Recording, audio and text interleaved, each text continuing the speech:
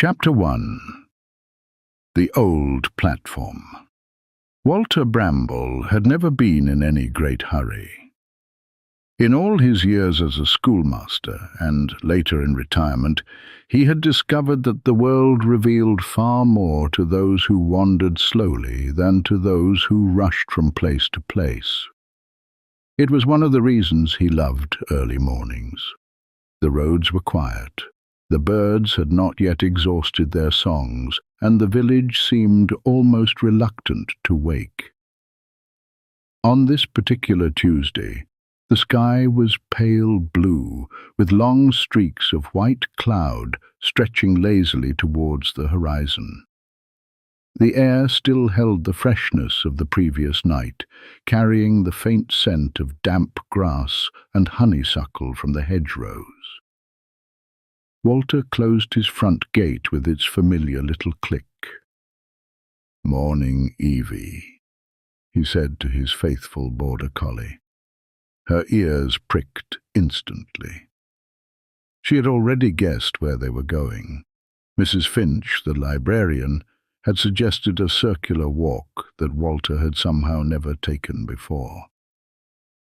"It follows the old railway line for a little while," she had explained with a smile as she stamped one of his library books. "There isn't much left now, only hedges and trees. Most people don't even realize there was ever a railway there." Walter had smiled. "I think that's exactly the sort of place I'd enjoy." Now, with walking stick gently tapping the path more from habit than necessity, he and Evie followed the narrow lane out of the village. The houses gradually gave way to fields. Blackbirds hopped confidently along dry stone walls. Somewhere nearby, sheep answered one another across the valley. Walter paused beside a gate.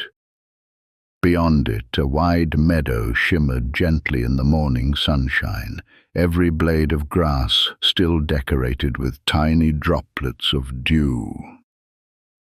"It's rather beautiful," he murmured. Evie, however, had more practical interests. She had already located something tremendously fascinating in the hedge, and was conducting a very serious investigation involving several enthusiastic sniffs. Walter chuckled. "I suspect you found something considerably more exciting than I have." Eventually the footpath curved away from the road. Tall ash trees formed a leafy tunnel overhead. The sounds of traffic disappeared altogether. Instead there came only bird song, and an extraordinary stillness that seemed almost to have settled over the landscape itself. Walter noticed the path had become unusually straight, far straighter than any ordinary footpath. The banks on either side rose gently. Then he realized why. "This must be the railway," he said quietly. The old track had long since vanished. Nature had reclaimed almost everything. Brambles climbed over broken fencing. Young birch trees grew where locomotives had once thundered. Foxgloves stood proudly among the ferns. Only the shape of the land remembered. Walter imagined steam engines passing through decades earlier, children waving from carriage windows, station masters raising green flags, porters loading trunks onto luggage trolleys. All gone now. Or so it seemed. He walked on for nearly half an hour beneath the trees. Then Evie stopped. Not because she had caught a scent, not because another walker approached. She simply stood perfectly still, looking into a gap in the hedge. Walter followed her gaze. "I wonder." The opening was almost invisible beneath ivy. Someone unfamiliar with the path would almost certainly have walked straight past it. Curiosity, however, had always been one of Walter's greatest weaknesses. He gently pushed aside the branches. Behind them lay a narrow stone path. Grass grew between the paving slabs. Wildflowers leaned across its edges. The path climbed only a few yards before widening unexpectedly. Walter stopped. Before him stood an old railway platform. It was much smaller than he had imagined, perhaps only long enough for 2 carriages. Its stone edging remained remarkably intact. A weathered wooden bench stood beneath a large oak tree. Nearby, an iron lamp post leaned ever so slightly, its lantern long gone. Half hidden beneath moss stood an old station sign. Walter brushed away some of the greenery. The lettering slowly emerged. Bramble Halt. He blinked. Bramble? Surely that was coincidence. He looked again. The faded white letters remained exactly the same. Bramble Halt. I've never heard of such a place. Evie wandered calmly onto the platform as though she had visited many times before. Walter followed. The silence here felt different. Not empty. Comfortable. Almost welcoming. He sat down on the old wooden bench. To his surprise, it was still perfectly sturdy. Above him, leaves whispered softly in the breeze. Sunlight filtered through the branches in shifting patterns. Somewhere a wood pigeon called. Walter removed his hat and simply listened. It occurred to him that he could not remember the last time he had sat absolutely still, with no intention of going anywhere. Perhaps 5 minutes passed, perhaps 15. It was impossible to tell. Then, very faintly, so faintly, that he wondered if he had imagined it, he heard the distant sound of a steam whistle. Walter looked slowly up. The old railway line beyond the platform was empty. Yet the whistle came again, a little closer this time. Evie lifted her head, her ears twitching. Walter smiled to himself. Now that, he whispered, is most peculiar. Chapter 2. The First Passenger. Walter remained seated on the old bench, listening. The whistle came once more, long, low, gentle. Not the sharp, urgent sound of a modern train, but something softer, almost musical, as though carried on the breeze from another time. Evie stood quietly beside him. She was alert, but not anxious. Her tail gave a slow, thoughtful wag. "Well," Walter said with a small smile, "if you're not worried, I suppose I needn't be either." He looked along the old track bed. Nothing. Only wildflowers nodding in the breeze. The oak leaves whispered overhead.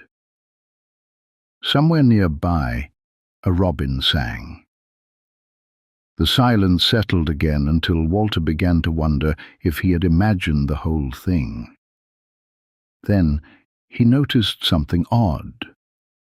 The air above the rails shimmered, not with heat, more like the gentle rippling of sunlight on a calm pond.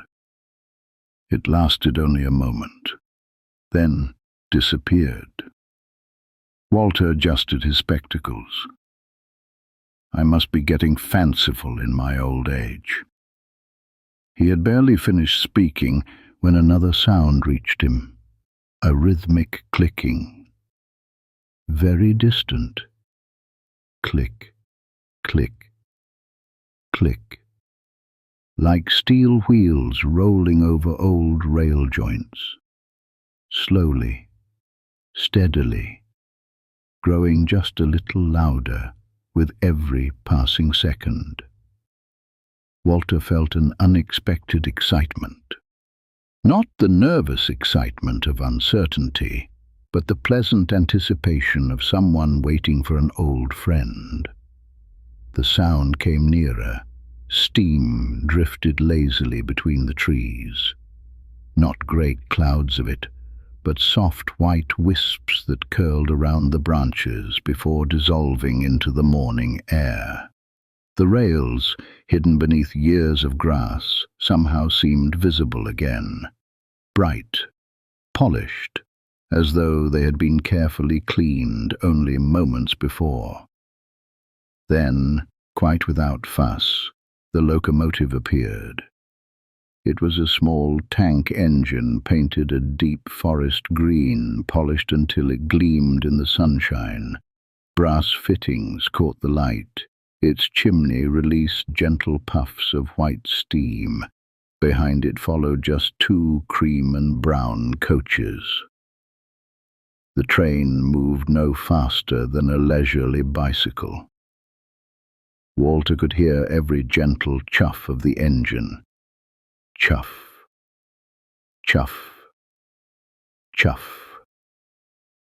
It eased gracefully alongside the platform before coming to the quietest stop Walter had ever heard. There was no screech of brakes, only one final sigh of steam. The guard stepped down first. He wore a neat navy blue uniform with shining brass buttons and a peaked cap that looked as though it had been brushed that very morning. He tipped his hat politely. "Good morning." "Good morning," Walter replied automatically. "Lovely day for travelling." "I suppose it is." The guard smiled kindly. "We don't get many visitors here." "I rather gathered that." The guard glanced towards the coaches. "I believe one of our passengers has been hoping to meet you." Walter blinked. "Me?" "Indeed." The guard opened the carriage door. An elderly lady stepped carefully onto the platform. She wore a pale blue coat and a small hat decorated with tiny silk flowers.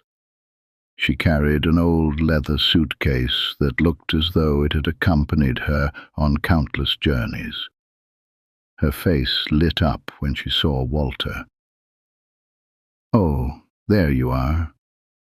Walter rose politely. "I'm terribly sorry." She laughed gently. "No need to apologize, dear. We've never actually met."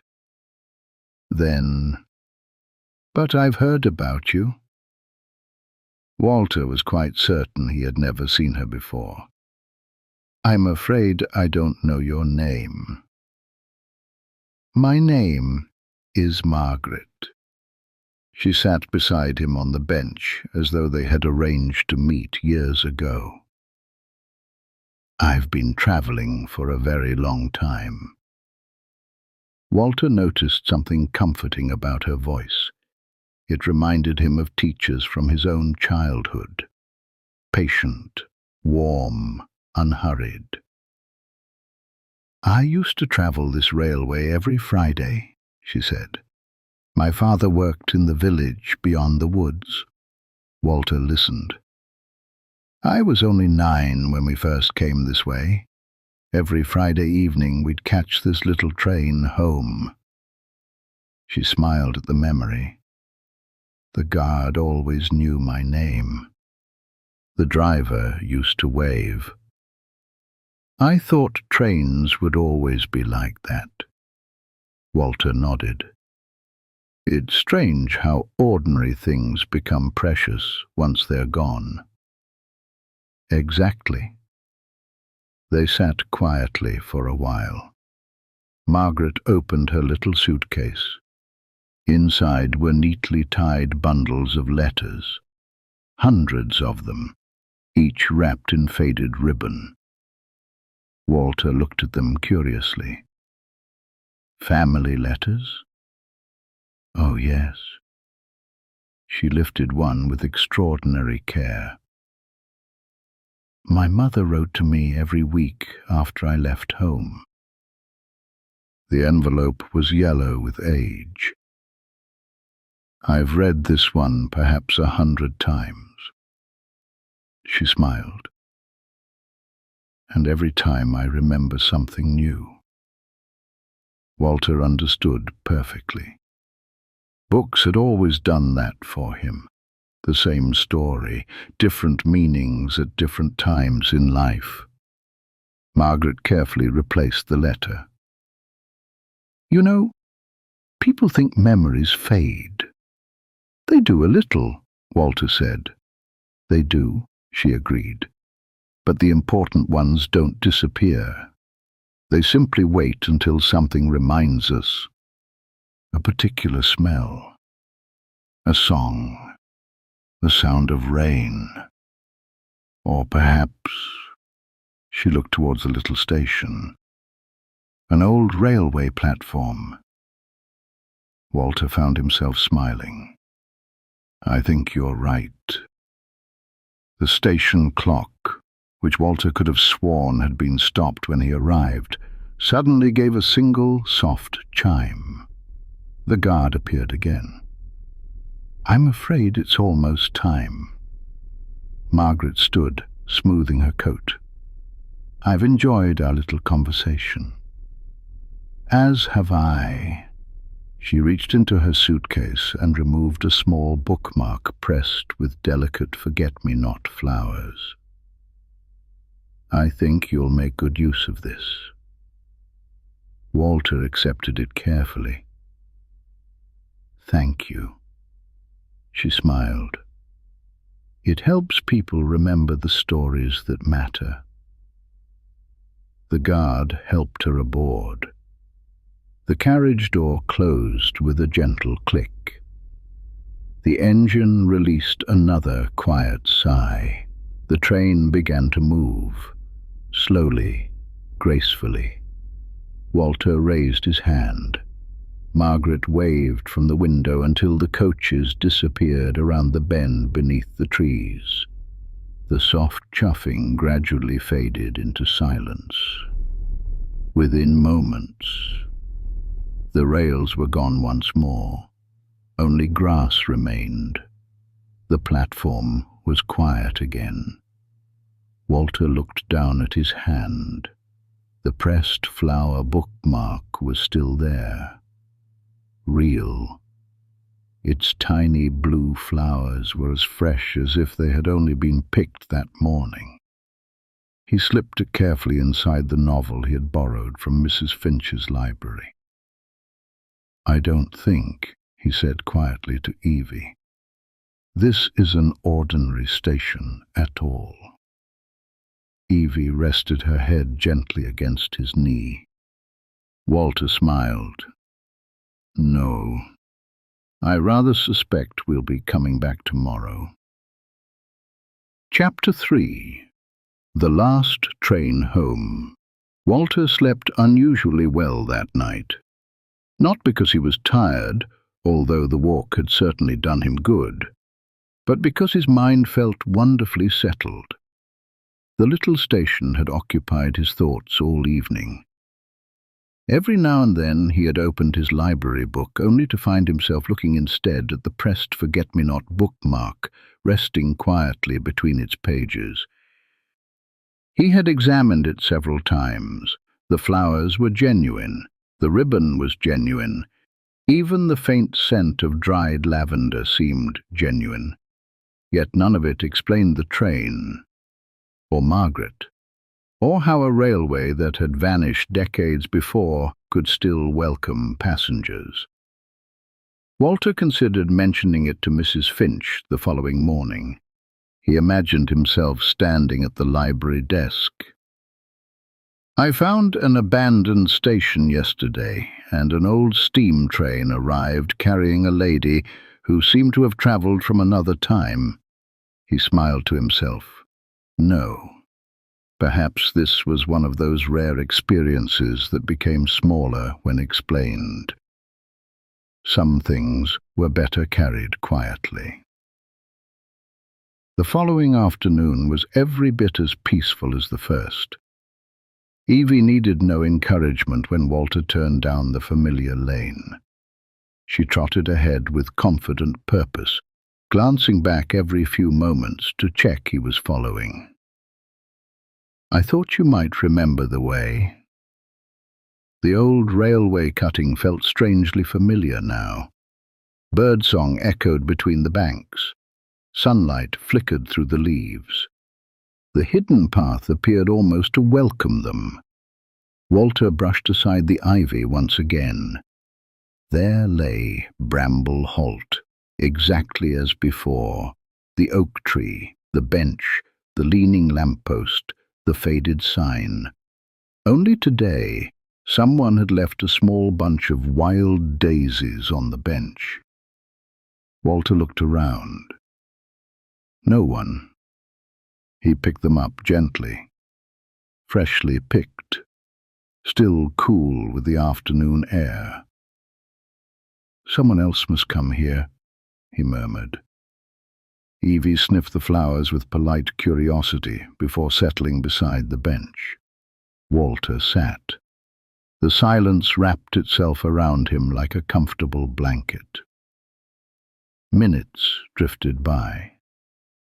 Then the familiar whistle floated through the trees. He smiled before he even realized he was smiling. "I thought you might." Again, the shimmering appeared above the old line. Again, the polished rails seemed to emerge from beneath the grass. Again, the little green locomotive glided gently into the station, every bit as immaculate as before. The guard stepped down. "Good afternoon, Mr. Bramble." Walter raised an eyebrow. "You remembered my name." The guard smiled. "We try never to forget our regular passengers." "I'm not sure I've quite earned that title." "Perhaps not yet." He glanced towards the second carriage. "Today's visitor is a little younger." The carriage door opened. Out stepped a boy of perhaps 12 or 13. He wore short trousers, a woolen jumper and a satchel over one shoulder. His cap looked slightly too large for him. He looked around the station with wide eyes. Then he noticed Walter. "Oh." He hesitated. "I wasn't expecting anyone." Walter smiled warmly. "Nor was I, the first time." The boy relaxed immediately. "My name's Thomas." "I'm Walter." They shook hands. Thomas's handshake was earnest and slightly awkward, exactly as Walter remembered boys of that age. "I've just finished my first week at boarding school," Thomas explained as they sat on the bench. "I'm going home for the weekend." "How exciting." The boy looked uncertain. "I thought it would be." Walter waited. He had spent 40 years discovering that silence often encouraged people to say what really mattered. Thomas looked down at his satchel. "I've been terribly homesick." Walter nodded gently. "I imagine many boys are at first." "I haven't told Mother." "No. I don't want her to worry." Walter understood perfectly. There was courage in children that adults often overlooked. Not loud courage, quiet courage.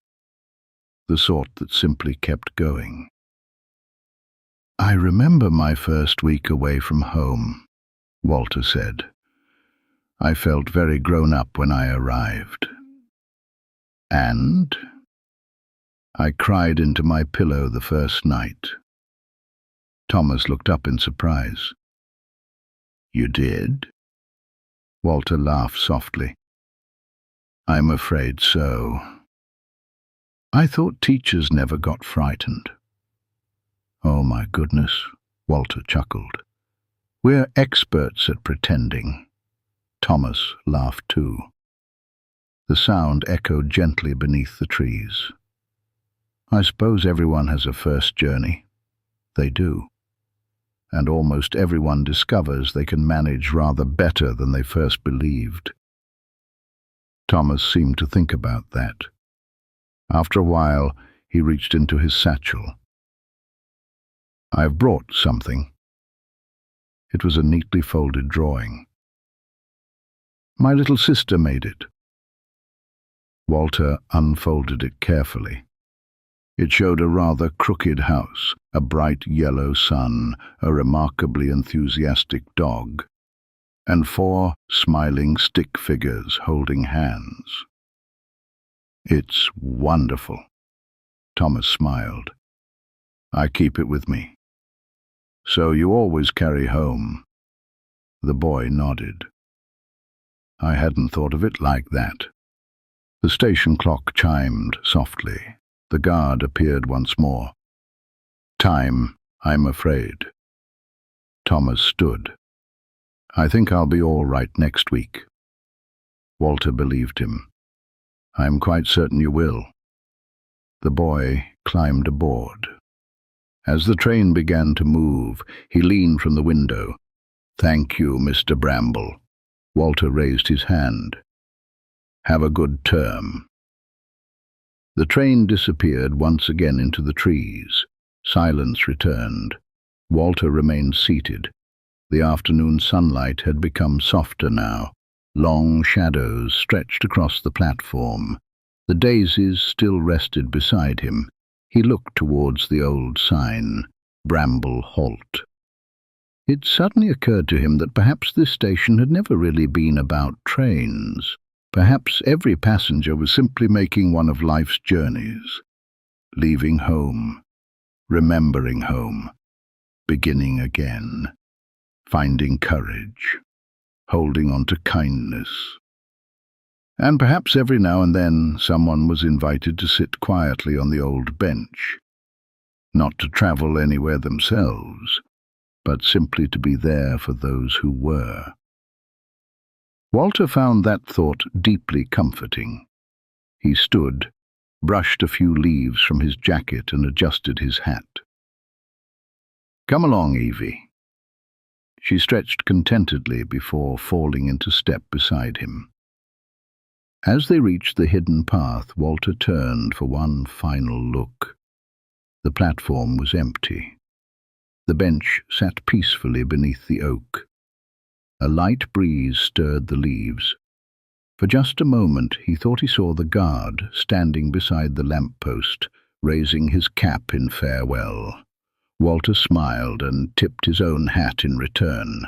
Then he and Evie walked slowly back through the woods, carrying with them the comforting feeling that somewhere, hidden from hurried eyes, Bramble Halt was still quietly welcoming travellers whose journeys mattered most. And Walter suspected that one day, when the time was right, he would find his way back there once again. Not because he was searching for answers, but because some places ask nothing of us except that we sit for a while, listen carefully, and remember that every life is made richer by the people we meet along the way. The old station would wait. It had all the time in the world. The end.